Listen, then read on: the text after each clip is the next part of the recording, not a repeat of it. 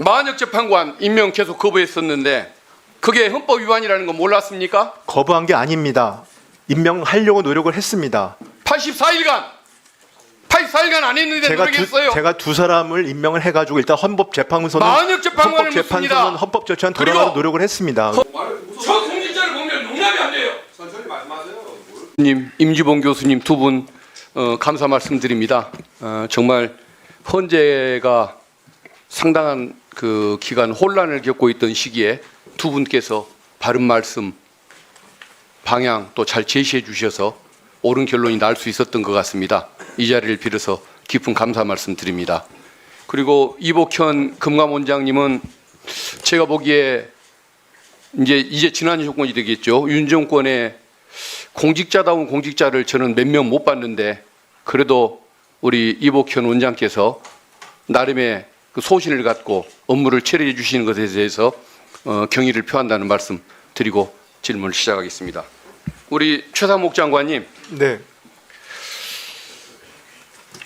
본인의 잘못을 나는 인정하는 법을 못 봤습니다. 나라 경제를 망가진 부분이든 내란 이후에 취했던 행동들이든 수많은 문제가 제기돼도 항상 변명이 길지 내가 잘못했습니다, 죄송합니다라는 말을 한 번도 한 걸 못 본 것 같아요. 자, 질문 드리겠습니다. 국민과 역사의 평가만 두려워하며 국가를 위해 책임 있게 행동하는 게 공직자로서의 도리다. 누가 한 말인지 압니까? 제가 국무회의 모두 발언에 한 말입니다. 권한대행으로서 그런 얘기 하셨던 그렇습니다. 거죠? 네네. 본인은 그렇게 행동해 왔습니까? 전 행동하려고 노력했습니다. 네. 노력한 결과가 그겁니까? 자, 그럼 한번 질문해 보겠습니다. 계엄 반대했다고 그러셨죠? 네, 그렇습니다. 옆방에서 윤석열 전 대통령이 비상계엄 선포할 때 옆에 계셨던 좀 상황 아니었습니까?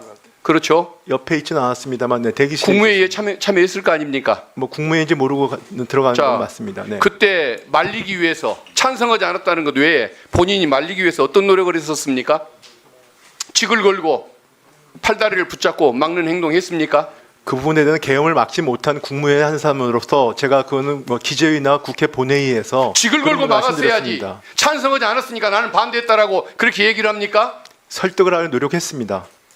그러면 설득해도 안 됐으니까 가서 발표하시오, 내란 범죄 저지르시오 라고 방관하는 게 그게 장관의 태도입니까? 뭘 그렇게 잘난 게 많아요? 제가 잘난 걸 말씀드리는 건 부끄러움을 아니고요. 하세요. 제가 항상 말이 많아요. 그리고 만역 재판관 임명 계속 거부했었는데 그게 헌법 위반이라는 거 몰랐습니까? 거부한 게 아닙니다. 임명하려고 노력을 했습니다. 84일간 안 했는데 모르겠어요. 제가 두 사람을 임명을 해가지고 일단 헌법재판소는 만역 재판관을 묻습니다. 헌법 절차는 돌아가는 노력을 했습니다. 헌법재판소가 결정을 한 이후에도 28일간 그걸 결정을 뭉갰어요. 왜 법을 안 지킵니까? 그 부분에 대해서는 저도 노력했다 말씀을 드리지 않습니까? 그걸 국무위원들하고 노력이라고 상의를 하고요. 아닙니다. 그다음 개긴다고 그때는 얘기를 해요.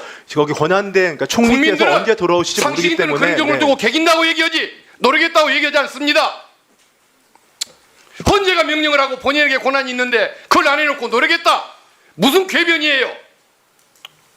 그리고 경호처 영장 집행 거부하고 특수 공무집행 방해 범죄 저지를 때 왜 말리지 않았습니까?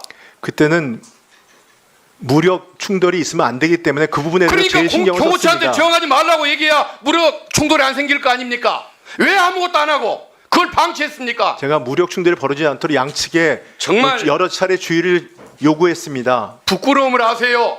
그 직무유기 범죄 고발되는 거 알죠? 그리고 경제장관으로서 경제를 살릴 의지가 있었는지 자체가 저는 의문스러워요. 경제가 제일 싫어하는 것이 불안정, 혼돈 상황 아닙니까? 그래서 헌재재판관 두 명을 왜? 임명했습니다. 왜 이런 전국을 혼란시키는 상태를 더 방치하고 그걸 계속 물러날 때까지 방관을 하는 태도를 취했습니까? 그리고 환율로 올라가기를 바라서 미국 국채에 투자를 했습니까? 그럼 외화를 가지고 있던 오랫동안 가지고 있던 민간인 때부터 가지고 있던 외화 자, 예금을 됐습니다. 외화 국채로 전환한 최순실 것뿐입니다. 사건 때 국정농단 사건 때 본인이 경제비서관 하면서 재벌들한테 486억 뇌물 수금하는 역할을 했죠. 그것도 안 했습니까? 그거는 그 당시는 제가 그 정상회담에 문화재단을 참여하기 위해서 정상회담 준비 차원에서 했고요. 돈 뜯는 역할을 했잖아요. 분배하고 돈 안 내는 기업이 어디냐고 압박까지 했던 것이 본인 아닙니까? 그거는 근데 아직까지도 기소가 안 되고 사실과 있어요. 다릅니다. 그리고 그 당시에는 이거 탄핵이 문제가 아니라 그 범죄까지 반드시 기소가 돼서 소구치소로 가게 만들 겁니다. 의원님 한 말씀 올리겠습니다. 탄핵이 문제가 아니고 그 당시에 그와 관련된 많은 분들이 저 아까 말씀하신 범죄에 다 무죄가 나왔습니다. 나는 판결에 나온 사실을 가지고 얘기하는 거예요. 박근혜 대통령 유진한 거 모릅니까? 그게 아니고 제가 미르재단 부분에 대해서 뇌물과 말씀하시니까 그건 무죄가 나왔다는 말씀을 드리는 겁니다. 무슨 정부 청사가 아니고 서울 구치소에 한다는 사실 곧 보여줄 겁니다. 스스로 올려라는 것이 본인의 공직자로서의 마지막 도리라는 점 분명히 명심하세요. 네. 그러는 분이 왜 갑자기 그래요? 저 공직자를 보면 용납이 안 돼요. 천천히 말씀하세요. 공직자 자격이 없어요. 얘기합시다. 네. 말씀들이 많으셔. 네.